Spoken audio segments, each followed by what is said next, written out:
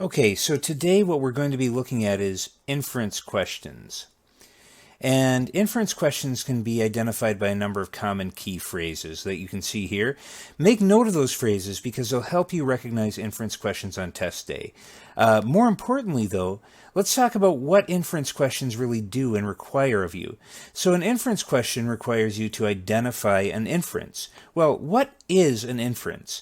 Well, there are two definitions of an inference. Outside of the GRE in real life, an inference can be just about anything. Anything that you think might be true based on information you've taken in. So that's the real life definition of inference. Now, as you may have noticed, the GRE is not real life. And of course, the GRE has different rules for inferences and what counts as an inference. So in GRE reading comprehension, when you're asked to identify the inference among answer choices, an inference is something that is not directly stated in the text. So an inference will never simply be a restatement of something in the text. At the same time, although an inference isn't directly stated in a GRE RC passage, an inference can be assumed to be true based on the text. But we can take it further than that. GRE inferences aren't just kind of half presumed to be true, oh, this might be true. No, what it is GRE inferences are inevitably, inescapably true. They are the only logical conclusion you can draw based on the facts that are stated in the passage. So because inferences are the only logical extension of what has already been stated, they have a very close relationship with the statements that are in the passage. How close? Well, let's look at an example. So right here we have this example GRE reading comprehension passage about Galileo.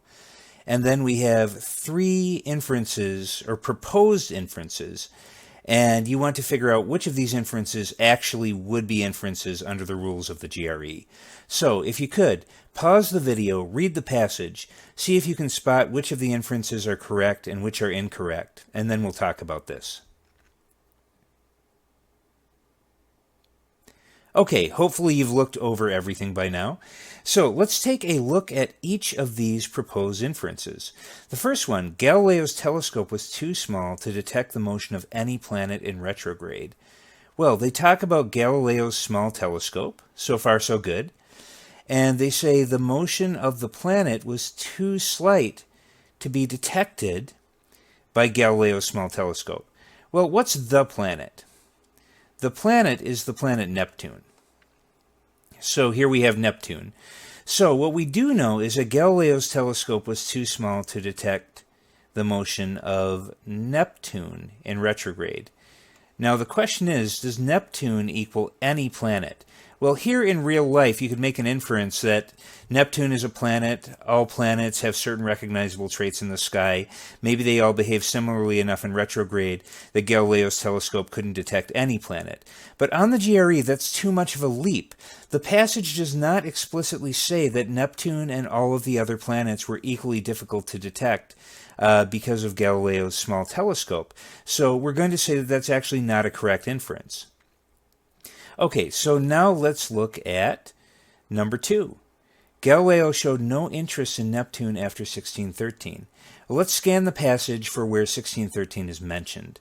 Okay, so we see 1613 in this first sentence, and we see that Galileo's drawings show that he observed Neptune in 1612 and again in 1613. And this really implies, they're listing just two things, in 1612 and 1613. This implies that these are the only two times that Neptune was put in Galileo's drawings. We have both those occasions and nothing more. So, does that mean Galileo showed no interest in Neptune after 1613? Well, if his drawings are the only indication of his interest in something, then yeah, that would be correct. And again, this is a larger leap, a kind of thing you might feel comfortable inferring in real life, but not so fast for a GRE inference. Because for a GRE inference, remember, you have to have a direct logical extension of the passage. It's the only conclusion you could reach. And here, it's not the only conclusion you could reach. You could think, oh, Galileo's drawings are the only indication of his interest, or you could think, well, Galileo may have expressed interest in other ways. So because we have that word interest, it's not a direct connection to the idea of drawings, and this, again, is not a correct inference. So let's get to the third one. After Galileo's initial observation of Neptune, someone else became the first to identify Neptune as a planet. This is correct. This is a GRE inference. And the logic, well, it always will be direct. It's not always readily apparent. So what we're going to do next is we're going to look carefully at why this is the only logical extension of something you see in the passage. We can see that this is a true inference based on the first paragraph. So let's take a closer look at that. So the true inference, again, is after Galileo's initial observation of Neptune, a different scholar became the first to identify Neptune as a planet. And why is that the case? Well, let's look at this. This is a true inference. Why? Because Galileo is said to have not been credited with Neptune's discovery because he failed to identify Neptune as a planet. And let's look at that in the passage after seeing that in this first sentence of my explanation here.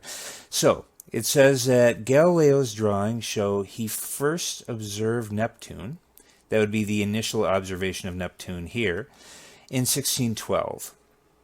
And it says that he observed it again in 1613 and then made a mistake. He mistook Neptune, and just by Neptune by its very definition is a planet. That's the definition of Neptune. He mistook it for a fixed star. And it said because of this, hence, he is not credited as the discoverer of Neptune. So, that implies something kind of interesting. It says he failed to identify Neptune as a planet, but otherwise he would have been heralded as Neptune's discoverer. So, if Galileo had identified Neptune as a planet, if he hadn't made that mistake, he would have been the discoverer. And that means that at the time there was no other discoverer who would receive credit, because if somebody else had discovered Neptune at the time that Galileo first observed it, well, it wouldn't have been possible for him to be credited as Neptune's discoverer under any circumstances. So Neptune had not yet been discovered when Galileo first observed it. So the discovery, and specifically the discovery that Neptune was a planet, must have come after that observation because nobody had been credited yet, and Galileo not realizing Neptune was a planet was the only thing that stopped him from being credited as a discoverer. So obviously somebody did that later because today we do know that Neptune is a planet. So again, this is a correct inference, and it is the only logical conclusion you can reach if you carefully read the stated facts in the first paragraph of this passage. So let's review the correct and incorrect inferences that I've linked to this passage. So, inference number 1, Galileo's telescope was too small to detect the motion of any planet in retrograde. Now, this is true if other planets show as little motion as Neptune when they're in retrograde, if they behave in a similar way so that the telescope would detect them in a similar way. However, don't think of it as true if. Think of it as incorrect unless this is true, unless planets are completely similar to Neptune in retrograde. So it's really incorrect unless this is in the passage, and it's not. So in statement number 2, Galileo showed no interest in Neptune after 1613. Again, we have a true if. This is true if Galileo's drawings are the only measure of his interest. So if drawings and interest are directly tethered together, this is true. But this is actually incorrect unless the passage says that drawings equal interest. And that's not in the passage, so it's actually incorrect. So we have 1 and 2 marked off. And now we have 3. And 3 is true because Galileo was going to be credited as discovering Neptune, and the only reason he didn't get that credit was he thought Neptune was a star, not a planet, which means that somebody else would have gotten credit later when they discovered Neptune was a planet. So, in other words, true because of some key ideas in the passage. So we have some true ifs, and if is never sufficient here for reading comprehension inference questions. We have a true because of, and you always want to make sure that there's a specific because, this cause and effect. This is in the passage, therefore this is a true inference. So this leads me to a very important concept when you're dealing with inference questions in GRE reading comprehension, and that is that you want to look for becauses, not ifs, when you're selecting the correct inference. In other words, true if actually means incorrect. If you're saying, oh, this is true if this other thing is true, which I think might be true, but it's not in the passage, then you're really saying it's incorrect. That is not the correct inference you want to make. You want to say that something is correct because. A correct inference will never hinge on an if. Don't speculate. When you speculate that something is correct, if an idea that is not in the passage also happens to be true, you are making an inference that is not directly linked to something that is actually in the passage. So I want to repeat, true if really means incorrect unless. And if you can get the hang of that, if you can really get that into your head, you'll avoid most of the trap answers in GRE inference questions. However, there are a few other, well, two other kinds of really common trap answers in GRE reading comprehension inference questions, and we're going to look at those trick false inferences next. Okay, so we're back at this passage, and I want you to look at it again, and I want you to check it against the new inferences I'm suggesting might be valid. Read the passage, look at the inferences, decide whether they really are valid. So pause the video, do that, and then we'll talk about this. Welcome back. Okay, so the newly proposed inferences are Galileo made drawings of Neptune for 2 consecutive years, and telescope technology today is far more sophisticated than it was in Galileo's time. Let's take a closer look at this. Okay, so we have Galileo made drawings of Neptune for 2 consecutive years. Well, that definitely seems in line with the passage. So you might say, oh, the passage demands this is true. This must be an inference. But remember, the passage has to demand something is true without actually directly stating it. Is that happening here? Well, not quite. So we have Galileo made drawings, and we have Galileo's drawings. Well, if Galileo possesses drawings, if these are his drawings, he made them. So this is just a paraphrase. These two underlined pieces are paraphrases of each other. The drawings are of Neptune, because the drawings show Neptune. So drawings that show Neptune and drawings of Neptune are the same thing. So again, we have paraphrase in the passage, and he did the drawings for 2 consecutive years. Well, 1612 and 1613, if you see that the drawings were made in those 2 years, you're not just inferring logically that they must be consecutive. They're consecutive by definition. It's a little bit too close. We're saying he made drawings in 1612 and 1613 and saying he made drawings for 2 consecutive years. For 2 consecutive years is just a less specific paraphrase of what's in the passage. So this is a paraphrase. A paraphrase. And a paraphrase is not an inference. At least not under the rules of GRE inference questions. So, paraphrase does not equal an inference. This is a paraphrase. Even though it's true to the passage, we have to mark it off. It's not a valid inference. Okay, so let's look at B. B says, telescope technology today is far more sophisticated than it was in Galileo's time. Well, it's hard to deny that's true. Galileo was around in the 1600s. And everybody knows that all kinds of scientific tools, including telescopes, are more advanced now than they were in the 1600s. But wait just 1 minute. The only mention of Galileo's telescope mentions that it was small. It doesn't mention that it wasn't technologically advanced enough. It doesn't mention or say anything that technology today would have done better. So while you can infer this, you're inferring that technology today is better than it was in Galileo's time, largely from your own common knowledge. You looked at 1 year in the passage, maybe 2 years, and you said, oh, we must be much more advanced by now. But you're inferring that from your own wisdom, from your own common knowledge, and not from the passage. So, common sense, or common knowledge, this also is not an inference. Remember, you want to infer something directly from the passage, a logical extension of the passage, not a logical extension of things you know, even if what you know is as basic and common sense as how time flows and how things change over time. So neither of these are valid inferences, and this is another way the GRE will try to... Now, based on our exploration of that passage on Galileo, we can arrive at a few big ideas.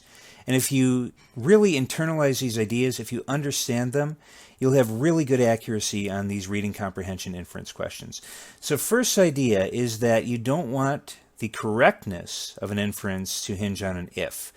A GRE reading comprehension inference is not correct if an unstated assumption is true. The other big idea is that you do want the correctness to hinge on a because. You want to base your correctness on a concrete cause and effect reason. A GRE RC inference is correct because the passage directly states a certain thing is true, and the inference must also logically be true based on the stated fact. Big idea number 3, an inference is not a paraphrase. It's not just a paraphrase of a stated fact, but is instead a logical extension of a statement the passage makes.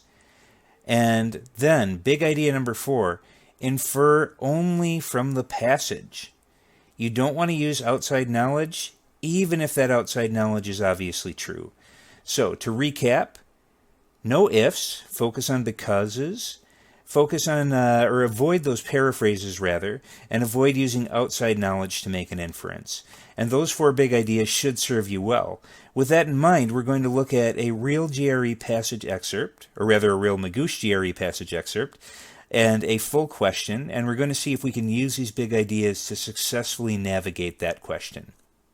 Right, so like I said, we don't have a full passage here. We have an excerpt, which is the basis for a question. So what I'm going to ask you to do right now is think of what you've learned in this video, read the excerpt, read the question, give it the best answer you can, and then we will look and see if you're correct. So pause the video, read, answer the question, and we'll talk about this.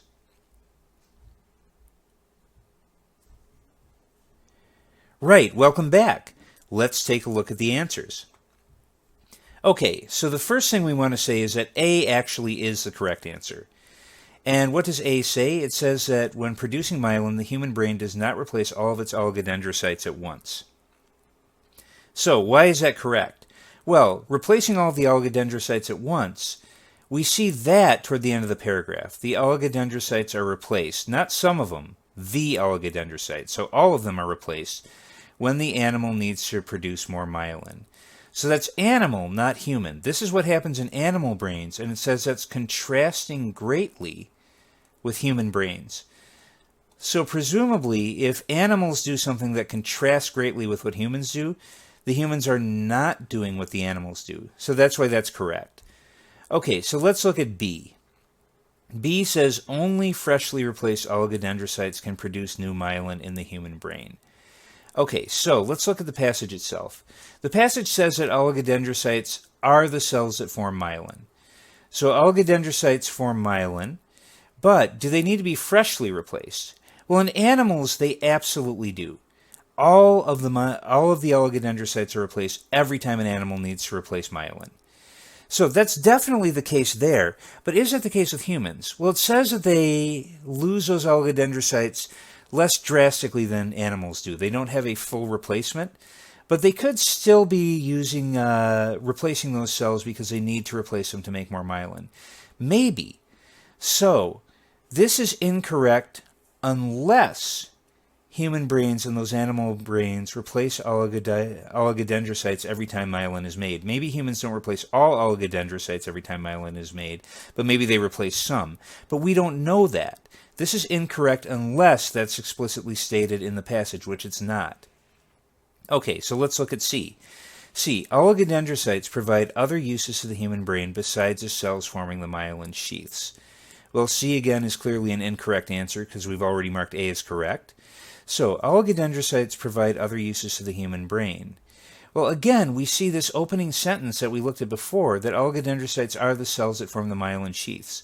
There's no mention of oligodendrocytes doing anything else. We just see it associated with myelin. So this is incorrect unless there is an additional unstated purpose for oligodendrocytes. Or rather, unless the statement would be in the passage, you have to mark it incorrect. So C is clearly incorrect. It's just not there. D. The oligodendrocyte life cycle in the human brain differs from that of some mammals. Okay, so we see oligodendrocytes do not perish. Well, perishing is a key part of the life cycle, so we can say that the idea of the way they perish is a paraphrase of the life cycle. And then it says this doesn't happen in the same way. Does not happen in the same way. That has to do with differs. So we're really seeing this as a paraphrase of the passage. So that is true to the passage, but it's not an inference. It's a paraphrase. E. The number of oligodendrocytes lost in the human brain changes in response to brain trauma. Well, this seems really true, like just per common sense. Obviously, if the brain is traumatized, certain cells that will die, certain cells will die that wouldn't have otherwise died. But again, common sense is not an inference from the passage. It's not an inference by the standards of GRE reading comprehension. So at this point, we have looked at the big ideas for how you can conquer these inference questions, and we've done a practice walkthrough of one passage, and then we've toured an actual full inference question to see how you did. I hope this has been helpful, and feel free to review this video and double check things as you're taking on those inference questions in practice